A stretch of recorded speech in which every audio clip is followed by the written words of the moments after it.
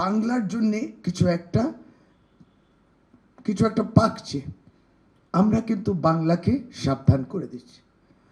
আমাদের সভানেত্রী মমতা বন্দ্যোপাধ্যায়, সর্বভারতীয় সাধারণ সম্পাদক অভিষেক বন্দ্যোপাধ্যায়, তারাও বাংলাকে সাবধান করছেন।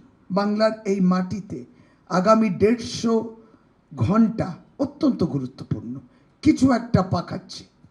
ফেয়ার অ্যান্ড ফ্রি শুধু সামনে বলছে, নিরপেক্ষ নির্বাচন হোক, স্বাধীনভাবে নির্বাচন হোক, কিন্তু কিছু একটা পাকাচ্ছে।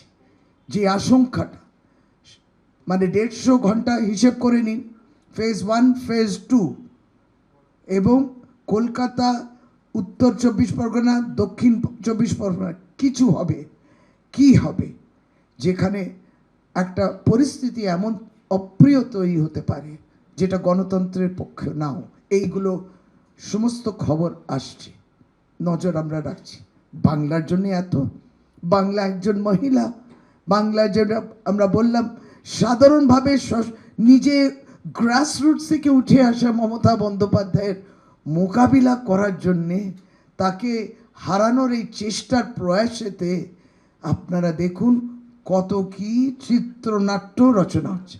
এটা ভয়ানক। এর মধ্যে আবার দেশে মনীষীদের তো সারাক্ষণ অপমান চলছে। এবার এক একটা পণ্ডিত, রাজ্যের বিভিন্ন মুখ্যমন্ত্রী পণ্ডিত সব, আজকে যোগী আদিত্যনাথ কি বলেছেন, যাকে শুভেন্দু অধিকারী বলেছেন ষষ্ঠাঙ্গে প্রণাম করে যে আপনাকে তুলনা করছি স্বামীজির সঙ্গে। এটা নিয়ে তো আমরা হতাশাগ্রস্ত হয়ে গেছি, কিন্তু আজকে যোগী আদিত্যনাথ ওইগুলো শুনে এবং ষষ্ঠাঙ্গে প্রণাম দেখে মনে করছেন আমি কিছু বলবো না, আমিও বলবো, give me blood, I will give you freedom. এই কথাটা বলে দিলাম। তিনি বলছেন, যোগী আদিত্যনাথ বলছেন, এটা নেতাজি সুভাষচন্দ্র বোস বলেনি, কিন্তু যোগী আদিত্যনাথ বলেছেন এটা স্বামী বিবেকানন্দর কথা। স্বামী বিবেকানন্দ বলছেন give me blood, I will give you freedom. বুঝে নিন।